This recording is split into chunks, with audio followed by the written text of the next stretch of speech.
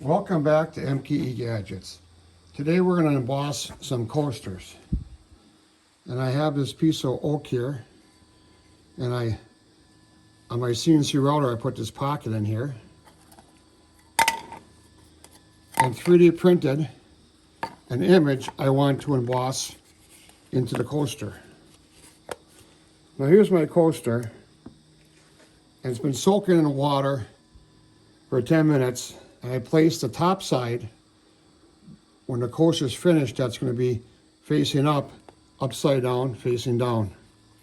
Now this piece of wood that's been milled to mate with the hole. So now I got to line these two up the best I can and clamp them.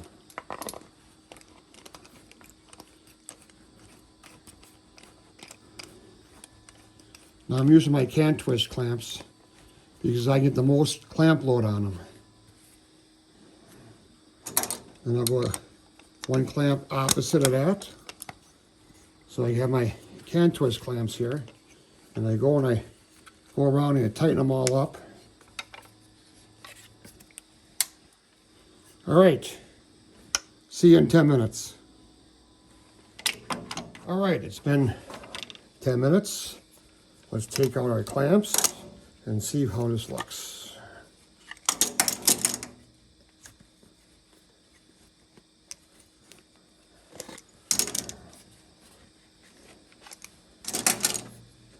Voila. That's why we have the access hole. You can push this all out. And there it is. That turned out pretty good. 1 for bad, 2 for good. Put down in the comments down below if you know where this is from. So I've done some other ones, and sometimes this area is not as deep as this area. I have a hard time with using the clamps to clamp down tight enough. And I wanted to make a better one. You can see how these match. But with the thickness of these two, it's really hard to line it up. So I thought, how can I make a better clamping device here? Again, you can see it's a little shallower here. I want to get it even all the way around. At the end of the video, I'll show you how you make the part to print. Let's go over to the Bridgeport Mill and improve upon these two pieces. This was just a prototype to see if this would work. And I've been doing this for a few months now, and it's time to make it better.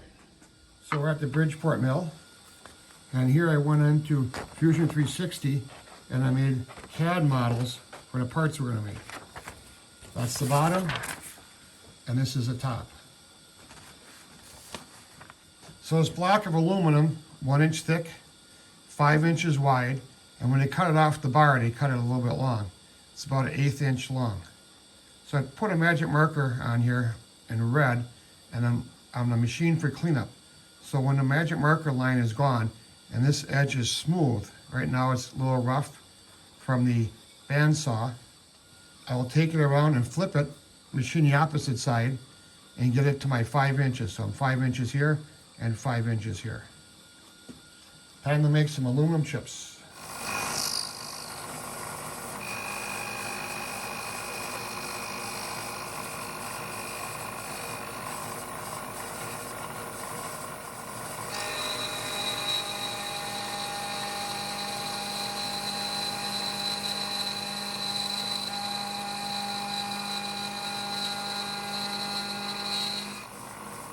Well, this end mill is pretty used, and I'm leaving a pretty bad finish on there, so let me change that out.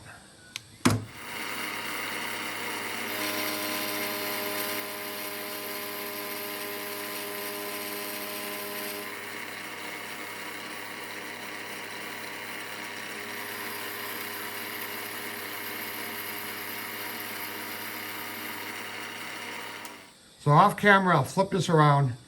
I'll get my 5 inch dimension here, and I'll do it to the other piece. This is going to be the bottom, the other one will be the top. So after milling this to 5 inch width, I found the center of the part. I came down with a center drill and I just did a little dimple there, and I measured my caliper. From here to here was equal, and this distance to this distance was equal. So I'm confident I'm in the center of the part, and I zeroed my X and Y axis on the digital readout. Now remember in a prototype, I had a 1-inch hole, and that's to push out the parts after they're done being embossed. To make the 1-inch hole, I'm gonna come in here, center drill with a 1/2-inch drill, and use a 1-inch end mill. I want a really nice finish on that. All right, time to make some chips.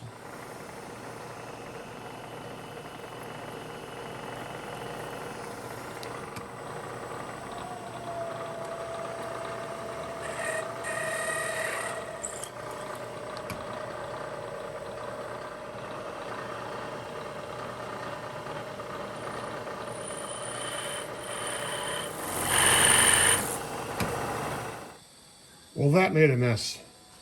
The reason I wanted a nice finish on this hole here is because if I take this fixture out and I place it back in there, I can indicate the center in there and get it all lined up a lot better than edge finding from all 4 sides. All right, we have a 1/2-inch end mill in here, 2 flute. And now we're gonna do this pocket here. My coolant of choice is WD-40. That seems to work out real well. So if you see me spray something occasionally, it's WD-40. So we'll just do a couple of passes and we'll come back at the end. This could take probably about 25 minutes, and I don't think you want to stay for all of that. Chip making time.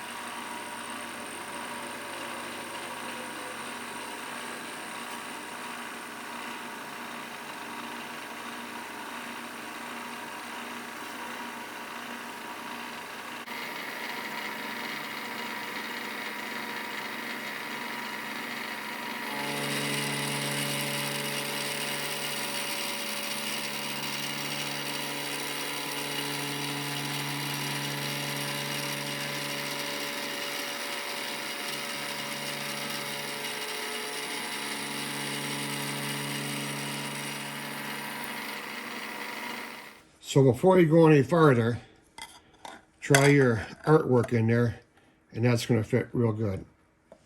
The other thing you want to do is try your leather coaster blank, and this one dried out. You can see how loose it is. So if you're going to try your coaster blank, make sure it's wet. Let it get wet for 10-15 minutes and it will grow. Don't ask me how I knew that. I had to make this one over like 3 or 4 times. So instead of clamping the 2 halves together, we're going to drill and tap some holes and use bolts to draw them together. Program's all set up. Going to center drill, come back with a number 7 drill, and that's the tap size drill for 1/4-20 bolts. Let's make some aluminum chips.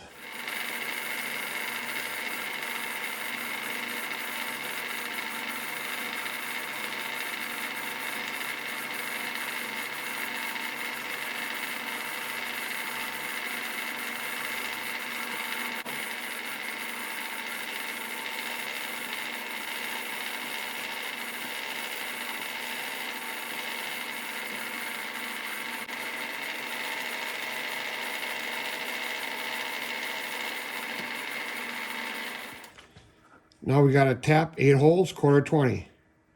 I'm not sure if I'm going to use all 8 holes.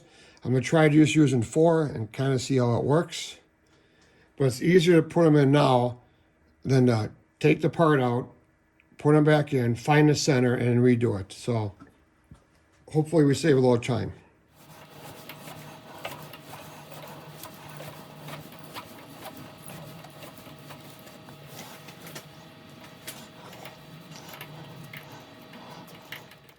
One hole threaded, copy and paste 7 more times. I'll do that off camera.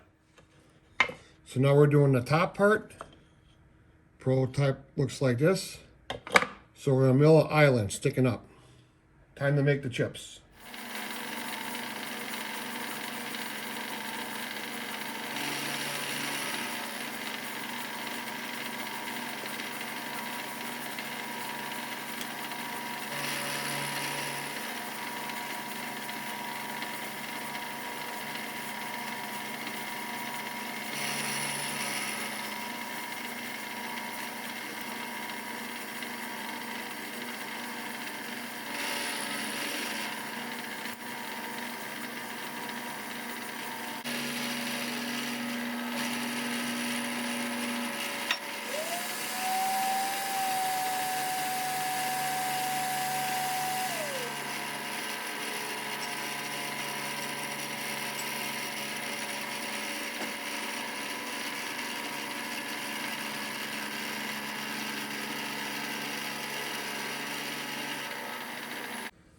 Well, that's one pass finish. I'm going to drop it down 1/4 inch.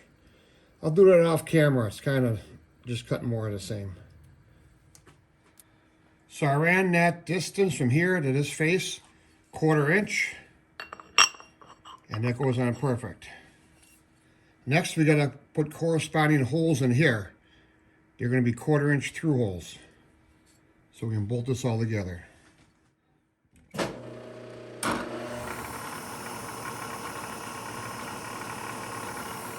Since drilling these through holes are the same as drilling the tapped holes, I'm going to spare you the agony, and I'll come back when I'm all done.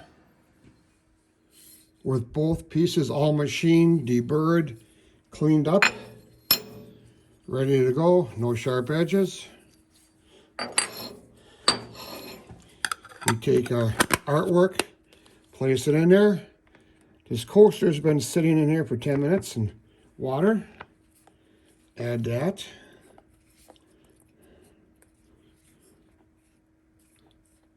Kind of swells up a little bit. Now, is this going to fit together? And it does. All right. I'm just going to add 4 bolts. See how this works out. And I'm not going to tighten them all the way down right away.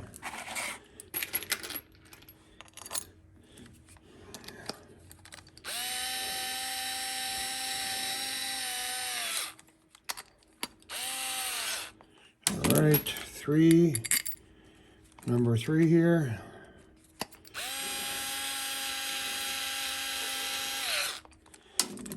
Wow, this is a lot easier than trying to use those can twist clamps. Those are nice clamps, but they just don't have enough clamp load. Now we just want to make it even all the way around. Don't want this to go in crooked because it'll never come out. All right. That looks pretty even. All right, 10 minutes on the clock. Well, the clock on my wall struck 10 minutes. Let's open this up.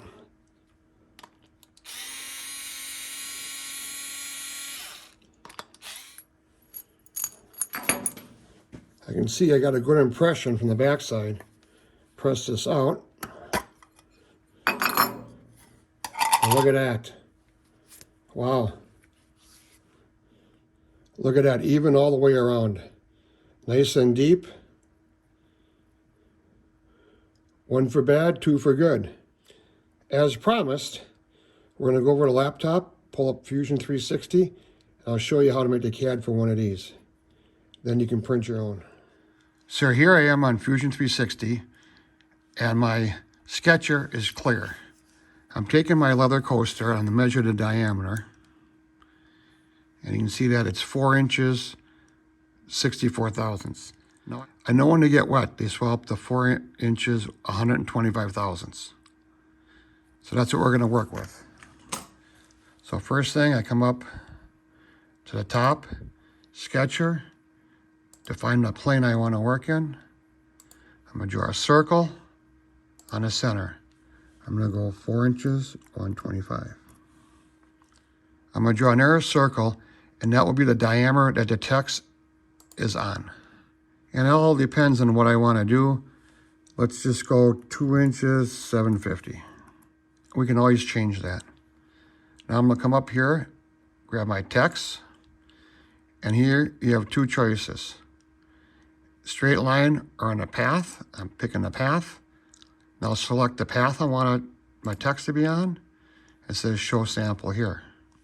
So here's the coaster I made, and we're going to recreate this. 1 for bad, 2 for good. I'm going to do everything in capitals, so I'm putting cap locks on. And I'm just going to type in 1 for bad, 2 for good.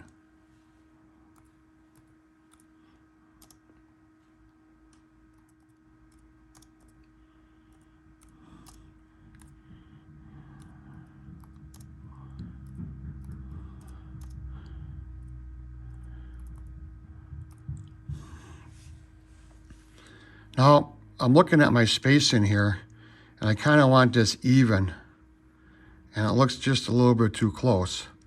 So I'm just going to accept this for now. And I'm going to go back to my diameter here. I'm going to make it a little bigger. I'm going to try 3 inches. Well, it looks a little better, but I don't like the spacing. And I think the font is too big. Double click on there, and here it says my font is 394 thousandths. Let's go 0.3. Okay, that looks better. But I really don't like the space in here, so I'll double click on my text and I come up here to the text box, and I got some misspelling here. So let's fix that.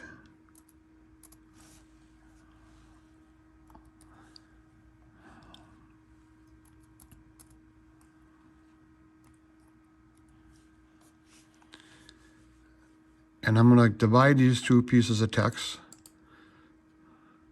So come up to my little text box here, and I'm just going to hit space bar until I get a spacing where I want. But I want the 1 here to be more centered. So we'll go up to in front of the 1 and hit space bar.